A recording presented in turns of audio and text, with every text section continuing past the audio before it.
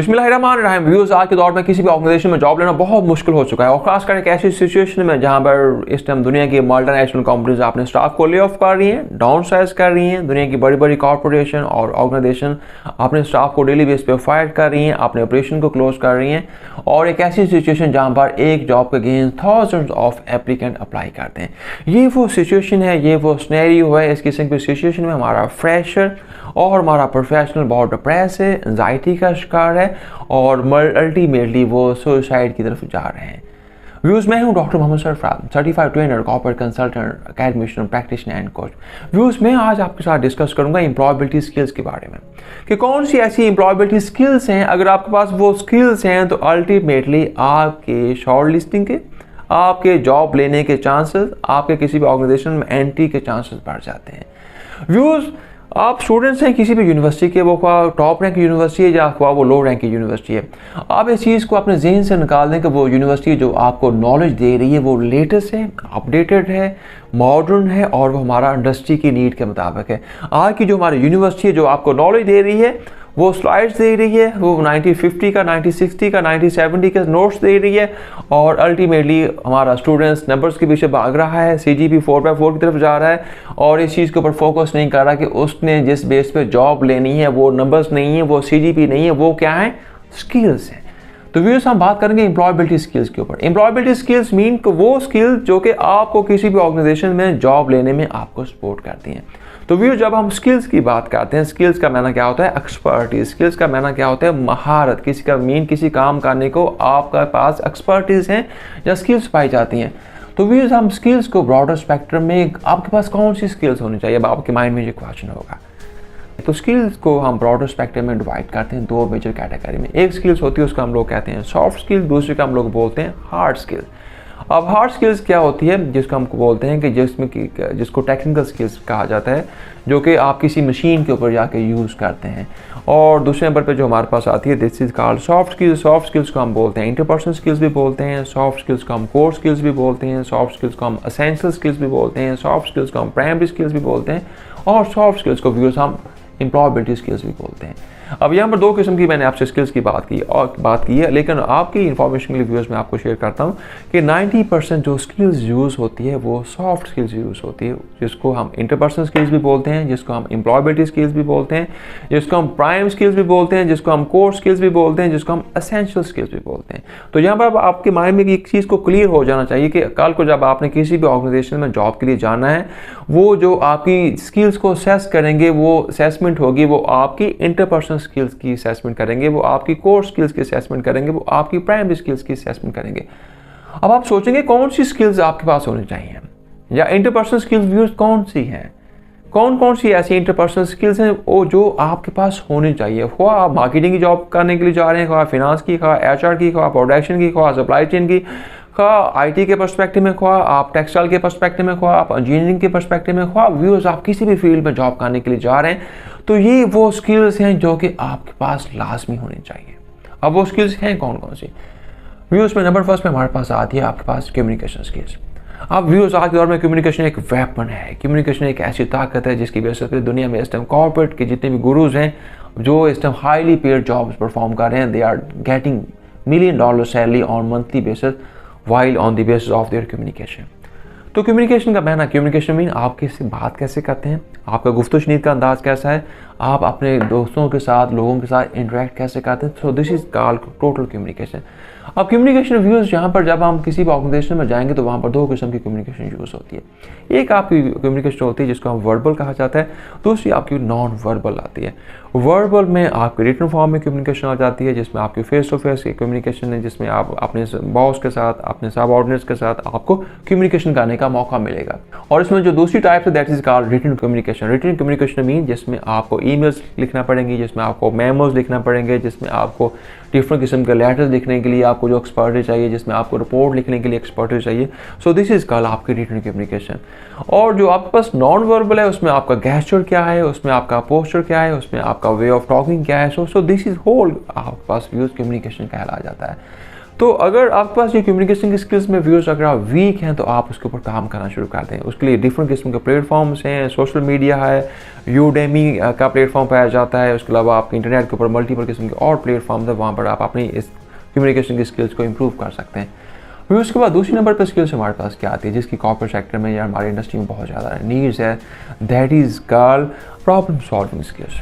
क्योंकि problem solving mean कि आपके पास प्रॉब्लम सॉल्विंग की स्किल्स है, क्या आप प्रॉब्लम को सॉल्व करते हैं या प्रॉब्लम क्रिएट करते हैं या प्रॉब्लम का पार्ट है। तो अगर इसमें आपने अपने आप को एनालाइज करना है कि क्या आपके पास प्रॉब्लम सॉल्विंग की स्किल्स पाई जाती है। अगर आपके पास ये स्किल्स इज वंडरफुल, इसकी बेसिस पे भी आपको किसी भी ऑर्गेनाइजेशन में जॉब लेने के चांसेस आपके काफ़ी ज़्यादा इंक्रीज हो जाएंगे। व्यूज नंबर 3 पे हमारे पास आती है टीम वर्क। क्योंकि ये ऑर्गेनाइजेशन जो है ना वो एक सोशल यूनिट है, वहाँ पर डिफरेंट कल्चर डिफरेंट वैल्यूज़ के लोग आते हैं, वो मिलकर काम करते हैं। अगर वहाँ पर क्या चीज़ पाई जाती है, वहाँ पर एक टीम वर्क पाया जाता है, वहाँ पर डिफरेंट पीपल डिफरेंट कल्चर के लोग आपस में मिलते हैं और मिलकर काम करते हैं। तो इसमें वहाँ पर team work is most important.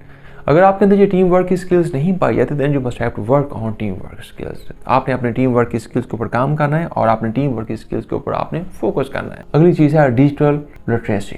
आप डिजिटल लिटरेसी का कहना क्या है कि क्या आपको सॉफ्टवेयर यूज़ करना आते हैं, क्या आपको ऐप्स यूज़ करना आती हैं, क्या आपको इस टाइम डिफरेंट किस्म के जो प्लेटफॉर्म्स हैं, सोशल मीडिया के प्लेटफॉर्म्स हैं, क्या आपके पास उनका बेसिक नॉलेज है। वो जैसा कि आपको पता है कि इस टाइम पोस्ट कोविड के बाद इस टाइम पूरी दुनिया में डिजिटल रेवोल्यूशन आ चुका है। तो डिजिटल रेवोल्यूशन किस चीज़ की डिमांड करते हैं, आपके पास डिजिटल लिटरेसी की डिमांड करता है, डिजिटल इन्फॉर्मेशन की बात करता है। तो अगर आपके पास ये स्किल्स नहीं है तो then you must have to work on it. अगली स्किल्स हमारे पास आती है, that is called adaptability. Adaptability का माना क्या होता है कि क्या आप अपने आप को सिचुएशन के मुताबिक अडॉप्ट कर लेते हैं, क्या आप सिचुएशन के मुताबिक अपने आप को ढाल लेते हैं, क्या आप ईगो सेंट्रिक हैं या ईगो को लूज़ कर लेते हैं, या क्या जिस किस्म की सिचुएशन होती है वहाँ पर आप अपने मिजाज को अपने टेम्परामेंट को मोल्ड कर लेते हैं।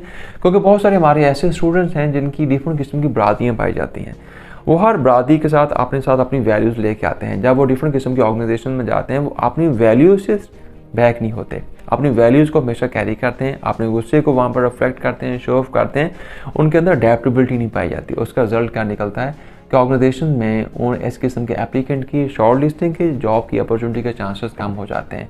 व्यूअर्स, अगली जो स्किल्स है जिसके ऊपर आपको काम करना है, दैट इज का रेजिलियंस। रेजिलियंस मीन कि आपके अंदर कोई फ्लेक्सिबिलिटी है, क्या आपके अंदर लचक है, क्या आप एक रिजिड पर्सनैलिटी हैं या आपके अंदर लचक पाई जाती है। अगर आपकी ये स्किल वीक है तो आपको इसके ऊपर भी काम करना है। व्यूअर्स, अगली स्किल्स क्या है, अगली स्किल्स हमारे पास आती है इनिशिएटिव की। इनिशिएटिव मीन कि क्या आप शुरुआत करते हैं, क्या आपको इनिशिएटिव लेते हैं। अब ऑर्गेनाइजेशन में मल्टीपल टाइम पे मल्टीपल किस्म के प्रॉब्लम्स आते हैं, वहाँ पर डिफरेंट किस्म की सिचुएशन आती है। तो क्या उन सिचुएशन को टैकल करने के लिए, उनको सॉल्व करने के लिए आपके अंदर क्या इनिशिएटिव लेने की सलाहियत पाई जाती है, क्या आप इनिशिएटिव लेते हैं। ये भी एक बहुत इंपॉर्टेंट स्किल्स है जो कि इंटरपर्सनल स्किल्स में आती है। अगली व्यूज हमारे पास आती है कन्फ्लिक्ट मैनेजमेंट। अब कन्फ्लिक्ट मैनेजमेंट क्या है, क्योंकि वर्क प्लेस के ऊपर डिफरेंट किस्म के पीपल्स काम करते हैं, डिफरेंट किस्म के टीम्स काम करते हैं, वहाँ पर क्या आप कन्फ्लिक्ट को मैनेज कर लेते हैं, कन्फ्लिक्ट को सॉल्व करने की आपके अंदर सलाहियत पाई जाती है। अगर आपके अंदर जो सलाहियत है इट्स वंडरफुल, क्योंकि इस टाइम दुनिया में जितनी भी जॉब्स हैं, जितने भी वर्क प्लेस हैं, वहाँ पर डेली बेस पे कन्फ्लिक्ट आता है।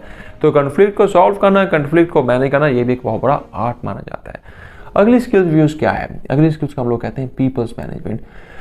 क्योंकि हमारे बहुत सारे प्रोफेशनल बहुत अच्छे होते हैं, अपने एटीट्यूड में बहुत अच्छे होते हैं, लेकिन पीपल्स को मैनेज नहीं कर पाते। आप पीपल्स को मैनेज करने से मुराद है, क्योंकि वर्क प्लेस के ऊपर डिफरेंट किस्म के पीपल्स हैं, वो बैड पीपल्स भी होते हैं, गुड पीपल्स भी होते हैं, प्रॉब्लम क्रिएटर भी होते हैं, प्रॉब्लम सॉल्वर्स भी होते हैं, मीन के मल्टीपल किस्म के वहाँ पर पीपल्स पाए जाते हैं। तो क्या आप पीपल्स को मैनेज करने की आपके अंदर स्किल्स पाई जाती है? अगर पाई जाती है वंडरफुल, अगर नहीं पाई जाती तो आपको इसके ऊपर काम करना है। फिर अगली स्किल्स क्या है, अगली स्किल्स है नेगोशिएशन की। नेगोशिएशन मीन आपसे आर्गूमेंट बात करना, गुफ्तगू शनीद करना, दलाइल से किसी को कन्विंस करना, नेगोशिएट करना। तो अगर आप नेगोशिएशन स्किल्स में भी वीक हैं तो उससे भी आपकी जो शॉर्ट लिस्टिंग के चांसेस कम हो जाते हैं। अगर आपके अंदर ये स्किल्स पाई जाती है तो कम से कम आप अपने डिफरेंट किस्म के लोगों के साथ नेगोशिएट कर सकते हैं और अल्टीमेटली आप ऑर्गेनाइजेशन के लिए गुडविल या गुड जेस्चर में आप ऑर्गेनाइजेशन के लिए मल्टीपल किस्म के आपको ऑर्गेनाइजेशन को सपोर्ट दे सकते हैं। व्यूज़ ये तो हैं हमारे पास वो स्किल्स, ये वो स्किल्स हैं। इन स्किल्स को हम लोग क्या बोलते हैं, एम्प्लॉयबिलिटी स्किल्स कहा जाता है। अगर आपके पास ये स्किल्स हैं, आप इसमें वीक हैं, इसमें आपके पास इसमें एक्सपर्टीज नहीं है, तो there is no need to waste time. آج ہی ٹائم ویسٹ نہ کریں, آج ہی ان سکلز کے اوپر فوکس کرنا شروع کریں. وہ خواہ سوشل میڈیا کو یوز کریں, خواہ یوڈیمی پہ جائیں, خواہ ڈفرنٹ قسم کی ٹریننگ باڈیز پائی جاتی ہیں, خواہ لنکڈ ان پہ جائیں, خواہ گوگل پہ جائیں. ملٹیپل قسم کے پلیٹ فارمز ہیں, شارٹ کورسز ہیں, ایک ہفتے کے ویوز کورس ہیں. Views keep in mind one most important, because every job demand certain sort of skills. If you want to become CEO, then you must have to keep the skills of a CEO. If you want to become a manager, then you must have to keep the skills of a manager. So دنیا میں اس time کوئی بھی job ہے, وہ خواہ کسی بھی قسم کی جاب ہے, وہ آپ سے کیا مانگتی ہے؟ اسکلس مانگتی ہے. تو اب آپ نے اپنا ٹائم ویسٹ نہیں کرنا, آپ نے آپ کو کسی بھی قسم کے ڈپریشن میں لے کے نہیں آنا. You must have to focus towards learning, towards acquiring, towards equipping yourself with these sort of skills. Views, ہماری اس ویڈیوز کو آپ اپنے دوستوں کے ساتھ, اپنے فرینڈس کو شیئر کریں تاکہ وہ بھی ہمارے اس نالج کو انڈرسٹینڈ کریں اور جا کے اپنے ورک پلیس کے اوپر اور اپنی پروفیشنل لائف میں اس کو امپلیمنٹ کریں. Thank you very much.